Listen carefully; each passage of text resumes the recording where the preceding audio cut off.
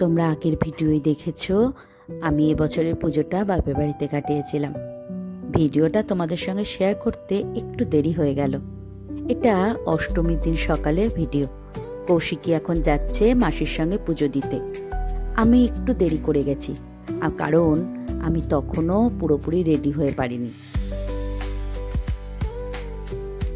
আমার দিদি পুজো দিয়ে ফিরে এসেছে।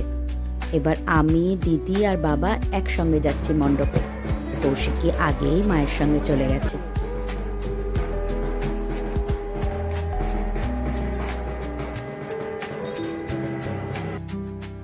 তোমরা জানো তো, বহু বছর পর এবছরের পুজোটা বাবা, মা, দিদি সকলের সঙ্গে কাটালাম।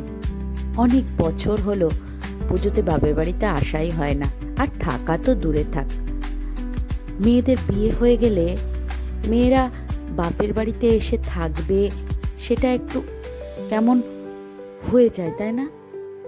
সেই আশা থাকা এখন সংসারের চাপে কোথায় হারিয়ে গেছে। তাই এবছরের পুজোটা বাবা মার সঙ্গে খুব মজা করে কাটিয়েছি। আর ঠাকুরের কাছে আশীর্বাদ নিলাম, সকলকে ভালো রেখো, সুস্থ রেখো, আর এইভাবেই মনে জোর দিয়ে যেও যাতে সকলকে ভালো রাখতে পারি।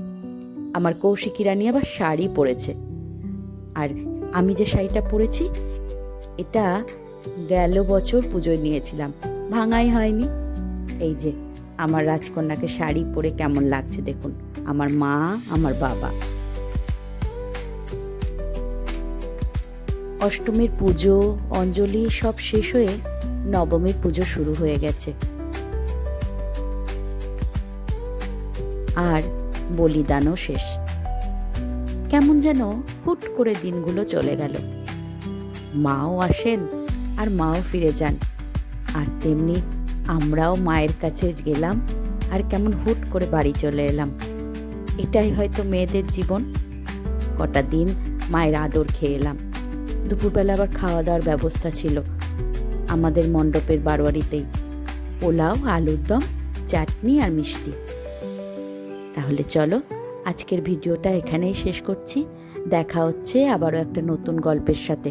ততক্ষণ সবাই খুব ভালো থেকো, সুস্থ থেকো, সাবধানে থেকো।